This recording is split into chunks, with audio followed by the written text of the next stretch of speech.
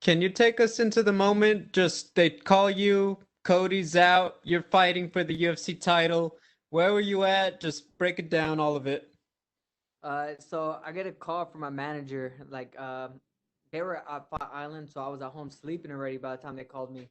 And I get a call by like 12:30 at night, and everybody knows I'm in bed by 10, 12, 11, the latest. And put my phone on Don't Disturb. He calls me, and he's like, I'm like, man, it's got to be important. He never calls me this late, and I obviously couldn't wait. So I like answer the phone, like, what's up, man? He's like, hey, man, Cody's out. I'm like, what? He's like, yeah, Cody's out. I was like, okay. I was like, okay. And he's like, you're fine for the title.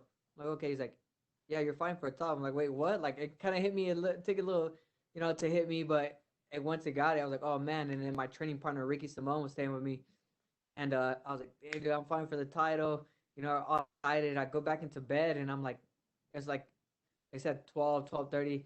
I'm just laying there in bed, like trying to go back to sleep. I was like, should I go run right now, or should I like what should I do? I think I got like only like 2-3 hours of sleep that night, just thinking about it.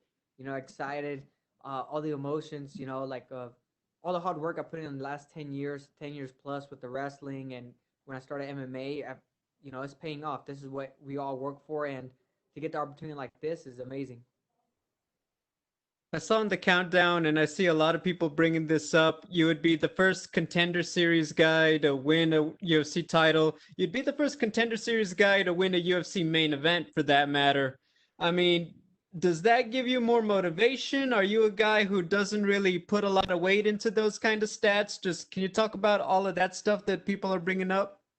I mean, I really don't pay attention to a lot of that stats, but I am proud to be one of the first guy to fight for a title off that show because look at the stars that are coming out of there, the talent that's coming out of there.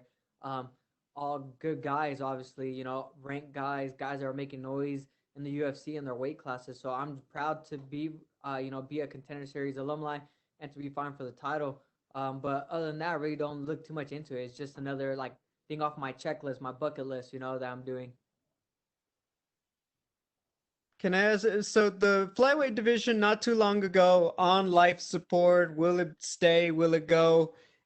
Now, this is arguably the biggest night for the flyweights. Obviously, you have Moreno and Royval on the undercard. You have the women's flyweights on the card, obviously. Can you talk about what it means to you to be a part of this event and being the headliner? It's amazing. I'm a kid from a small town, and you know, uh, to be on a UFC poster, I got some of my family is here in Vegas. Send me pictures of the bulletin board and seeing my face on posters and stuff like that.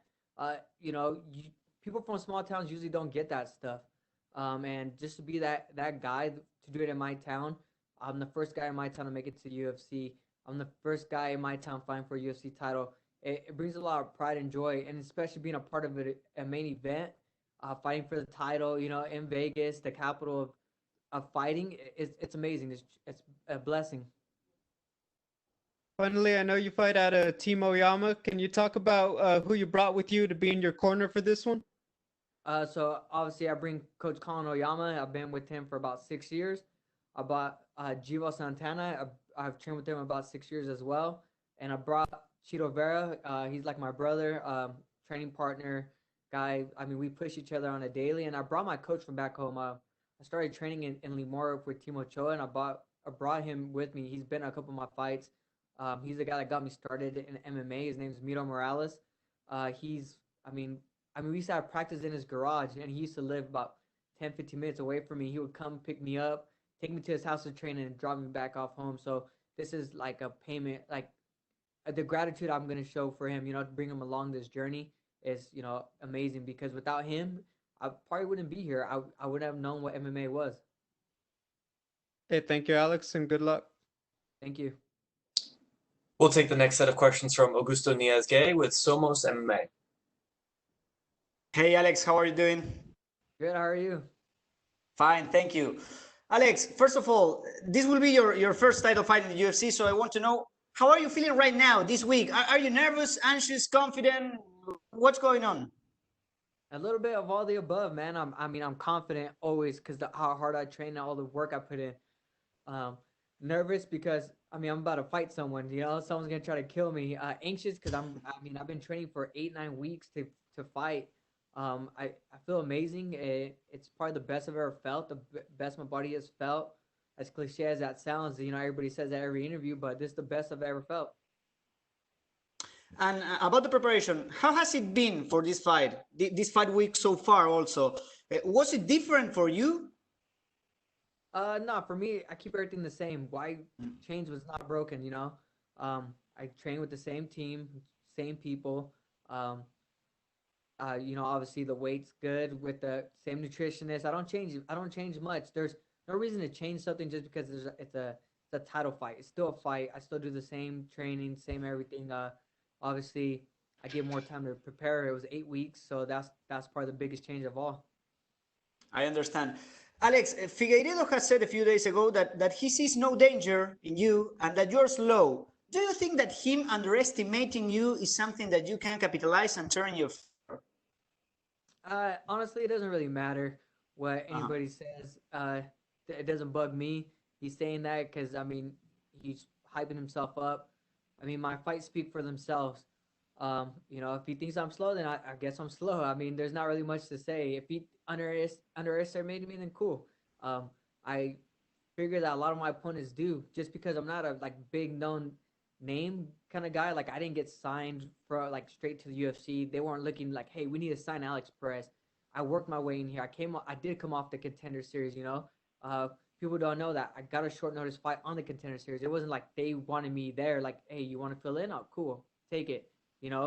And stuff like that. So I feel like if he's underestimating me, then okay, that's on him. We'll see what happens Saturday.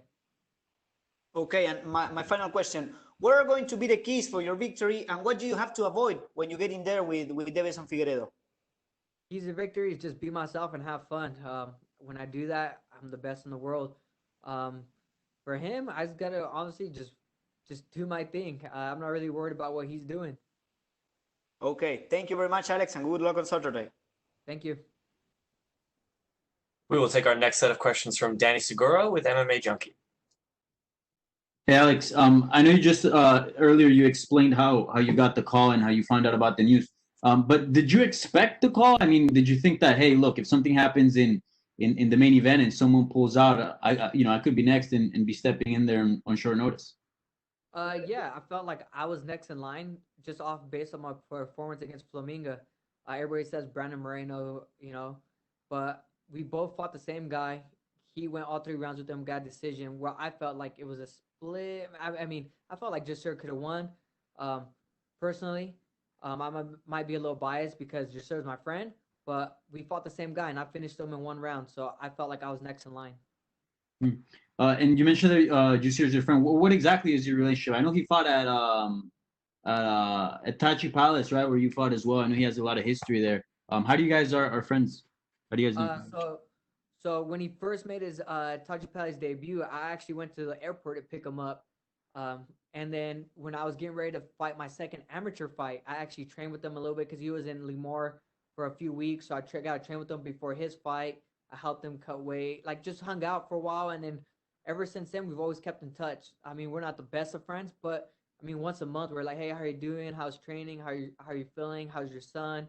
We spend a lot of time talking, stuff like that. That's why we know each other. I kept in contact with him for the last 10 years. So, I do consider him a good friend. He's a very great role model for people in the sport. Very highly spoken about. Just a good guy in general. Nice. Yeah, Formiga's a Tachi Palace legend.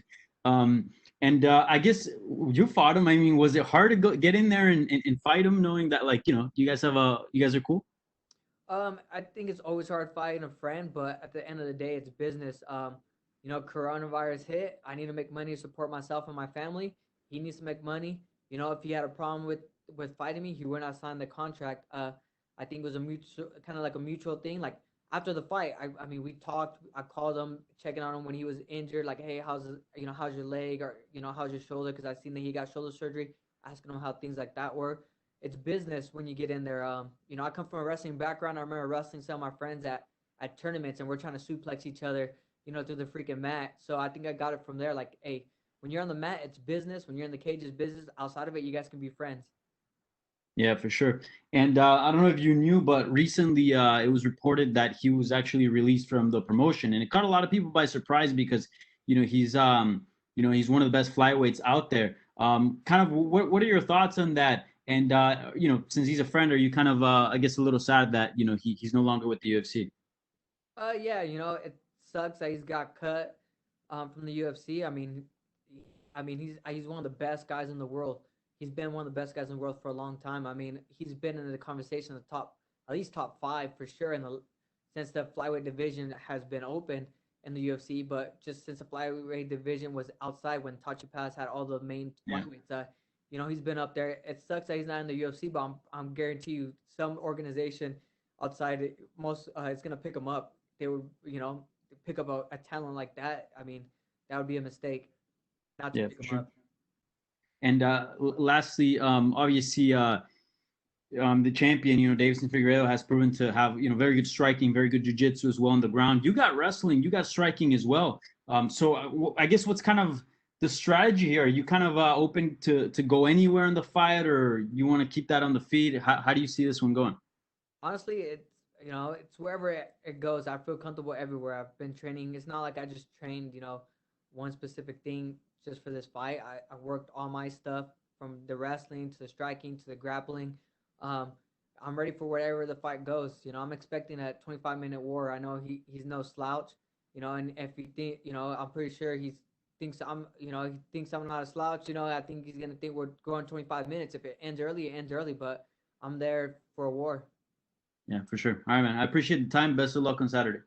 But man, thank you. We will take our next set of questions from Pablo Santamaria with Noti MMA Ecuador. Hi, Alex. Can you hear me? Yes, sir. Okay, the first thing I want to ask you is about Chito. You said that he's like your brother. For how long have you trained or been friends with Chito?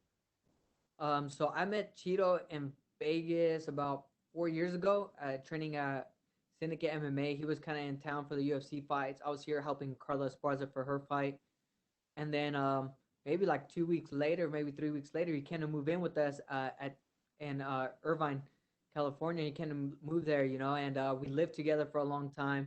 I got to kind of hear his story and his background, and you know, um, and then from there, just been going on from there. We grinded together when it was just me and him at the gym, and then Team Oyama, all the guys started coming back. People were injured and stuff like that, and we've just always been super close. And I learned a lot from him, and I have a lot of respect for what he did when he first got to US.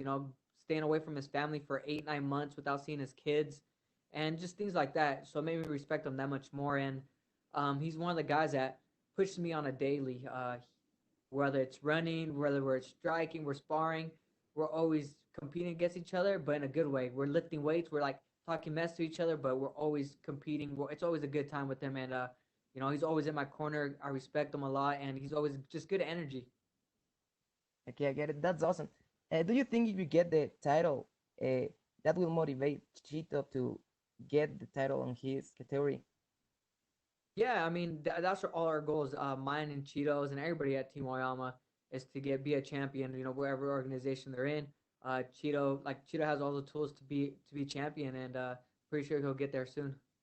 Okay, I get it. So talking about the fight, where do you think Deiveson is more dangerous? I mean, I would have to say his on the stand-up part, because that's the part he shows the most. He really doesn't show his jiu-jitsu, even though he has it. Doesn't really show it. So I would say the stand-up part. I mean, like I said, against Benavidez, he showed a great armbar in that first fight when they were scrambling. He hit the armbar out of nowhere. In the second fight, he choked him out, and he's had submissions. He's well-rounded everywhere, but I would say his stand-up is probably where he's most confident in. Okay, so you talk about Cody, then Cody respond you. But if you get the title, would you be interested fighting Cody for the title? I'm not worried about that. We'll see what happens. Right now, I'm worried about Davidson, and then the next thing is worried about having my kid. And other than that, everything else will play out. Okay, my last question is, what's your prediction for the fight? Me winning. I visualize it every night before I go to bed, subbing them, knocking them out, TKO, going to decision. It's in my head that I'm gonna win. Okay, would you like to send a message to your Ecuadorian fans? Hey, thank you guys for the support. I really appreciate it. Me and Chito are coming to do big things. Okay, thank you very much, Alex, and good luck on your fight. Thank you. We will take the last set of questions from Carlos Contreras with Milenio Diario. Hi, Alex. We obviously hoping not to happen this time, but Deiveson had trouble with weight in the past. Does it get you worried that at some point, I don't know, maybe that you had to change opponent for Friday, or does it get something in your mind? I mean, like worrying about his weight? Nah, I can't control what happens with him. I'm focused on myself 100%. I'm here. I'm here to make weight. I'm here to fight. Whether it's him or somebody else, it doesn't matter. I'm here to be UFC champion. And you were talking about the Cody Garbrandt comments, and what we talked when the UFC offered him or announced him as the next contender, because we all were all thinking that it was you or either Brandon Moreno. No, he was out of the map for experts and fans. I mean, it is what it is. Honestly, like I was upset. I mean, who wouldn't be upset? But just like everything else in life, life isn't fair sometimes. You just gotta, when you get knocked down, you gotta get up and keep going. My mind like, hey, he got the title shot, cool. I could go through Brandon Moreno to get the title shot. Okay, that's what I'm gonna do. The only thing I can do is win and control what I can control. I can't worry about anybody else besides myself. You studied Brandon, and that fight that seemed to be in the future for you both, right? At some point. Yeah, I mean, hey, we'll see what happens. As long as like when I win this title, as long as he keeps winning, then yeah, I'm not worried about what's gonna happen in the future. I'm just worried about Saturday.